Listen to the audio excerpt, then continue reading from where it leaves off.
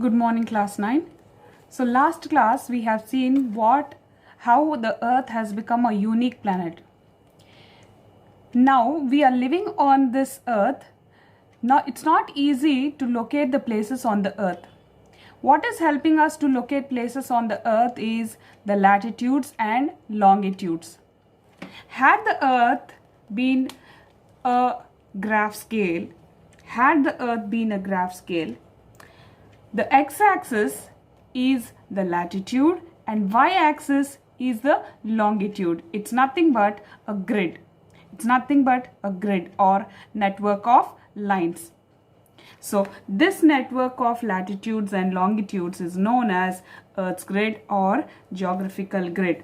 With the help of this network of latitudes and longitudes, it's easy to locate a place. So latitudes are nothing but the lines which are parallel to the equator. Latitudes are lines which are parallel to the equator, and latitude is an angular distance north or south of the equator. An angular distance north or south of the equator. These latitudes are having an equal distance. All these latitudes are equidistant from each other. And since these latitudes are parallel to the equator, these latitudes are also known as parallels of latitude. Clear? And these latitudes are approximately 111 kilometers distant from each other, equidistant from each other. The equator is the longest parallel of latitude and is also known as the Great Circle. All the other parallels of latitude are not of equal distance. As they go towards the poles, the distance keeps on decreasing since the earth is an oblate spheroid. And except the equator, all the other parallels of latitude are small circles. Since the equator is dividing the earth into two equal halves, this is known as a great circle. Other lines of latitude are known as small circles. All the parallels of latitudes are represented with the help of N or S. That is, they are either north or south of the equator. Represented with the help of letter N or S. If they are in the northern hemisphere, they are represented with the help of letter N. If they are in the southern hemisphere, they are represented with the help of letter S. The easiest way of measuring the latitude is angle of declination of the sun or measuring from the pole star. Angle of declination of the sun means this is declination from the pole star. This is the pole star. And this is the angle of declination. This is 90 degrees.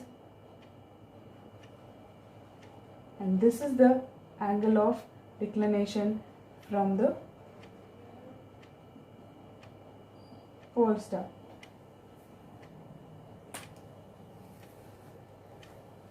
So easy method is angle of declination of the sun or angle of declination from the pole star. It can also be checked with the help of a stick. Easy method. It can also be checked with the help of a stick at 12 noon. The angle can be checked with the help of a stick at 12 noon or with the help of an instrument called sextant. There are 5 important parallels of latitude: equator, the Tropic of Cancer, the Tropic of Capricorn, the Arctic Circle, the Antarctic Circle, and the poles.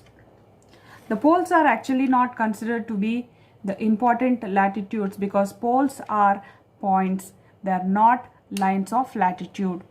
Poles are only points and they are not lines of latitude. On the basis of these latitudinal extent, we are having three major heat zones. One is the torrid zone, next is the temperate zone,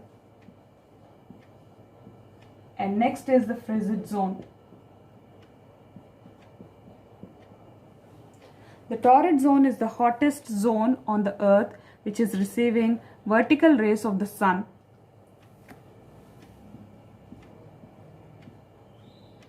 And temperate zone receives little slanting rays of the sun, and more slanting rays of the sun are received by the frigid zone. That is why this frigid zone is very cool, and some parts of the frigid zone experiences 6 months of daytime and 6 months of nighttime. Right. And why these latitudes are important? Latitudes are important for two major reasons. One is for knowing the climate. On the basis of latitude, we can see the climate differences between the places. The latitudes which are very less, that means which are near to equator. As the latitude is increasing, the heat of the sun also is decreasing. Latitude is increasing, it is moving away from the equator, it is moving away from the vertical rays of the sun, so heat is decreasing. So climate always depends upon the latitude. And second one is location. The location of a place depends upon its latitude. We have seen that exact location of a place can be found out with the help of latitudes and longitudes. So the second use of latitudes is helping out in the location. And next what we are going to see is meridians of longitude. Meridians of longitude are vertical lines which are drawn on the earth.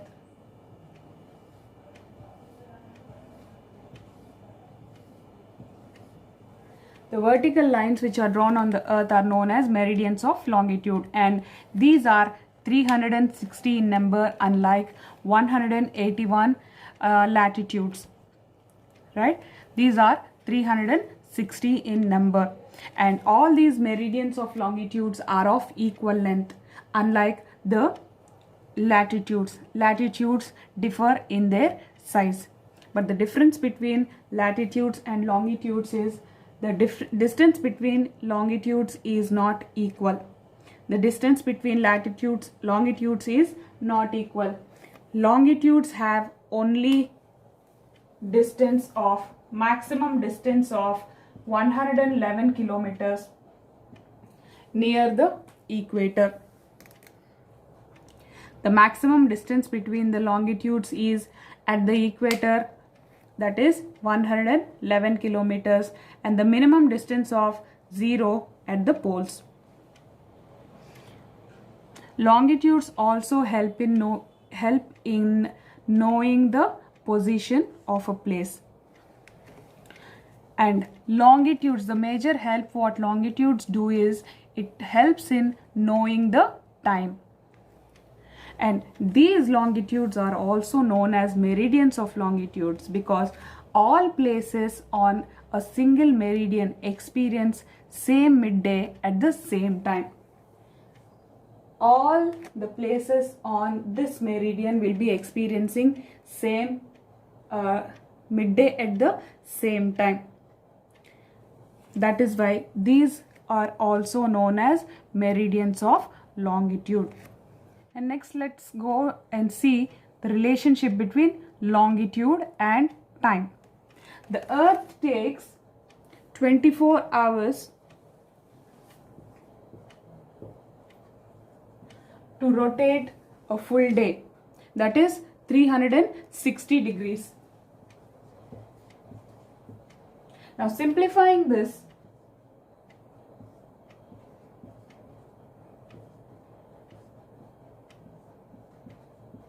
So for every 1 hour, it rotates an angle of 15 degrees. For every 1 hour, it rotates an angle of 15 degrees. So the rate of change of time is 1 hour for 15 degrees. Still more simplifying this one. 1 hour is 60 minutes by 15 degrees.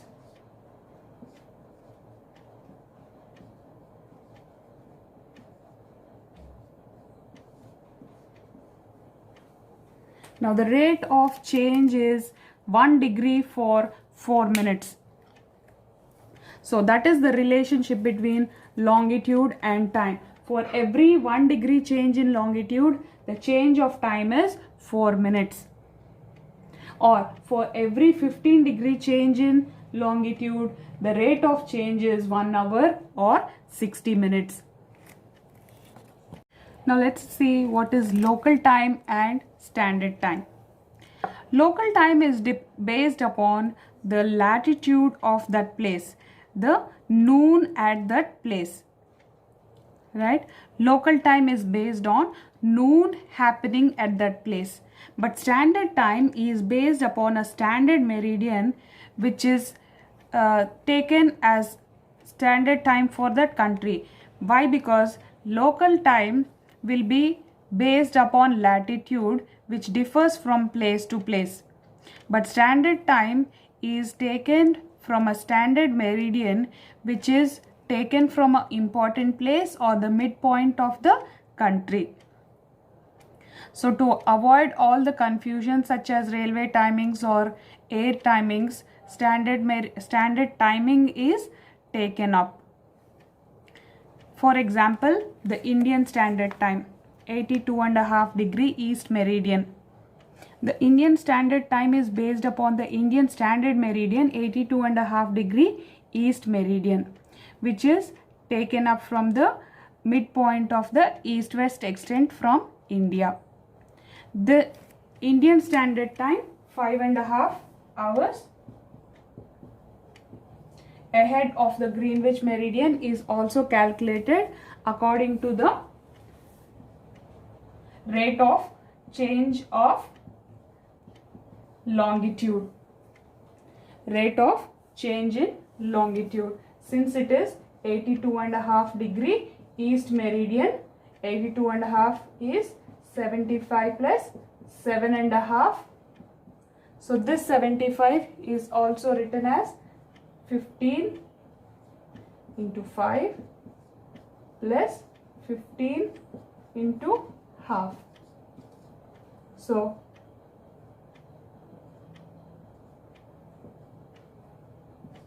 (15 degrees) is nothing but 1 hour into 5 plus 1 hour into half. So that is 5 hours 30 minutes. And since it is in the East Meridian, we have plus 5 hours 30 minutes. That is the Indian Standard Time. Most of the countries have a single standard time, but there are some countries which are having more than one standard time. Okay, so like Canada, Russia, these are some countries which are having more than one standard meridian. That is why they'll have more than one standard time.